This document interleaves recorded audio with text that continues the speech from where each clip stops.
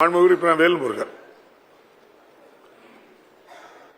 பேரவைத் தலைவர் அவர்களே, மாண்புமிகு அமைச்சர் பெருமக்கள், இந்த ஊராட்சிகளை இணைப்பது சேர்ப்பது பேரூராட்சி ஆக்குவதை குறித்து குழு அமைக்கப்பட்டிருப்பதாக தெரிவித்தார். அப்படி என்னுடைய பண்ருட்டி வட்டத்தில் சிறுவத்தூர் மற்றும் சேமக்கோட்டை ஊராட்சியில் இடம்பெற்றுள்ள ஏரிப்பாளையத்தில் 2000க்கும் மேற்பட்ட மக்கள் வாழ்கிறார்கள்.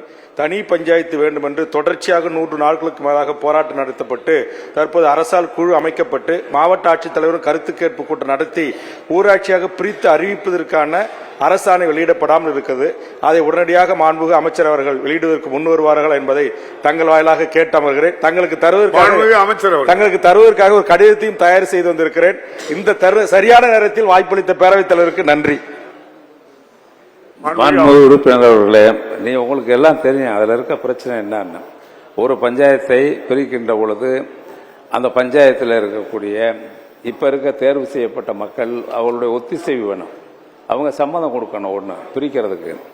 இது போக இப்ப நீங்க சொன்னது மாதிரி பிரிக்கணும்னா இப்போதைக்கு இந்த குழு எதுக்குன்னா இப்ப இதெல்லாம் இம்ப்ளிமெண்ட் பண்றதுன்னா தேர்தல் முடிஞ்ச பின்னாடி நம்ம அலுவலர்கள் பொறுப்பேற்று சிறு காலம் இருக்கின்ற பொழுதுதான் இவைகள்லாம் செய்ய முடியும். சில காரணங்கள் ஏன்னா இப்ப நம்ம இன்னும் 1 வருஷம் இருக்கு இது ஊராட்சி ஒன்றியங்களுடைய அதற்குள்ளாக நம்ம இதெல்லாம் எந்தெந்த பணிகளை சேர்க்க வேண்டும் பிரிக்க வேண்டும் என்பதை ஆய்வு செய்து அதற்கு பின்னால் நீங்கள் குறிப்பிட்டு கடிதம் கொடுத்தால் அதில் சேர்க்கப்படும். செய்திகளை உடனுக்குடனும் துல்லியமாகவும் தெரிந்து கொள்ள சப்ஸ்கிரைப் பண்ணுங்க.